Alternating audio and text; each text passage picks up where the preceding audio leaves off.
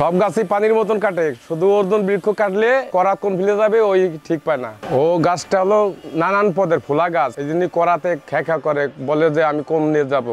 এটা একাশি, এটা কাটে পানির মতন। রেন্ডি, মেহগুনি এগুলো পানির মতন কাটে, কিন্তু শুধু ওই অর্জুন গাছটাই লাগাইলে করাত কয়েক আমি কেমনে যাবো, কোহান দিয়ে যাবো। ওইটা আমাগো মানুষই ওই গাছের ছাল বেশিরভাগ খায়, যাকে হাড় দুর্বল তারাই ওইগুলো ভিজাই ভিজাই খায়। অনেকে গরিব মানুষ বিক্রি করে পয়সার লোভে, অনেকে কাইটা চৌকি মুখি বানায় নানান জিনিস, কিন্তু ওর ছাল তো আমাকে কাজেই লাগে, আমরাই খাই। কাজটা তো কষ্টেরই। এর একটা গাছ ধরে ঠেলা দিলে কিভাবে ধরতে হবে তারও তো একটা কায়দা বায়দা আছে, সব কিছু না হলে কিছু হয় না। এই দাদা গাছে পোষ দিছি, ওই করাতের দিকেও খেয়াল রাখা লাগে, এই পোষের দিকেও খেয়াল রাখা লাগে, যে মাল সোজা হাঁটতেছে না বাই আগে পাশে যাইতেছে, কোন এর ফের হইতেছে, এগুলো ওকে রাখতে হবে। এই মাথা সবসময় ক্লিয়ার রাখতে হবে। এই গোল গাছই আসে, তারপরে আপনি যা বানাবেন তাই আমার করে দিতে হয়। করাত ফেটে যায়, ছিঁড়ে যায়, ওগুলো ওই যে দেখা যায় আমরা কাজ করতেছি তার ভিতরে ফলো রাখতে হয়, যে আমার করাতে কি কেরম খেলাইতেছে। তখন দেখা যায় যে যদি আগুন পৌঁছে যান তখন আমরা অনুভব করি যে আমার করাত ফেটে গেছে, বন্ধ করো। আমার এই সাধারণ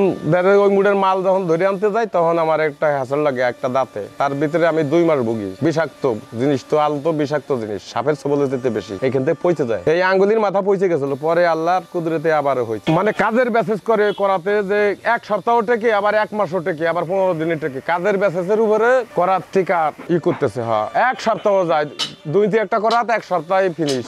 আবার দেখা যায় কি যে এটা করাত 1 মাসও যায়। আমরা 2.5 ইঞ্চি করাত ব্যবহার করি, এগুলো আমার কাছে 1 মাস 1.5 মাস এগুলো এরকম যায়। করাত দেখা যায় কি তাল গাছে লাগে ফিলিম, ধারটা আলাদা লাগে, এক গাছের একটা ধার। যেমন রেন্ডি গাছ কাটলে আল পোড়াই দিতে হয়, অন্য গাছকে মেহগুনি কাটলে পরে আল পোড়ান লাগে না। এরকম একটা গাছের ধর্ম আছে, সেই গাছের উপরে কাটতে কাটতে আমরা একটা পিয়াল দিছি যে কোন গাছে কিরকম ধার সাঙ্গাল লাগবে সেটা আমরাই বুঝবো, আমরা মিস্ত্রি আমরাই বুঝি। সকালবেলা আইসাই প্রথম করাতে দাঁড়াইয়া করাত লাগাইয়া টাইট দিয়ে সাঙ্গাল দিয়ে তারে প্রসেস নেই যে কোন গাছ কাটবো, কি মাল বানাবো, তারপরে মেসেজ করে সেই গাছের পোস্ট একটা মানানসই আছে, এর ভিতর দিয়ে যা যাবে সেইগুলোই আমরা ব্যবহার করি। ধরো 6 ফুট 7 ফুট এগুলোও আমাকে অনেক সময় কাটা লাগে।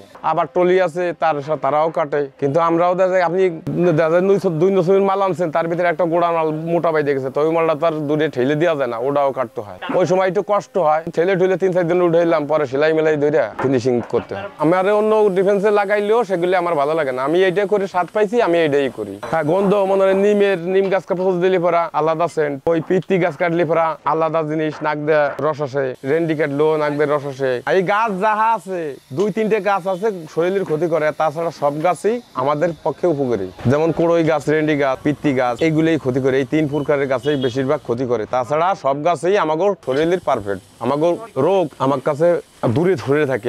আমাগো মেমোরিতে বলে, মানে আমাগো সবসময় শক্তি বলে যে আমরা যে কাজ করি আমার কাছে রোগ ব্যাধি দূরে থাকে। সব সমাজ নিয়ে এইটুকু আমার কল্পনা আল্লাহর কাছে বিশ্বাস করি আমরা, আল্লাহ আমাকে খুব সুখী রাখছে। কারণ আমরা যে খাটনি করি তাতে দেখা যায় কি যে আমাগো এত প্রসেস নিয়ে কাজ করি, তারপরে আমাগো শরীর ঠিক থাকে, উপরে আল্লাহ রাখে, আর গাছের শ্বাস প্রশ্বাসে আমরা ভালো থাকি।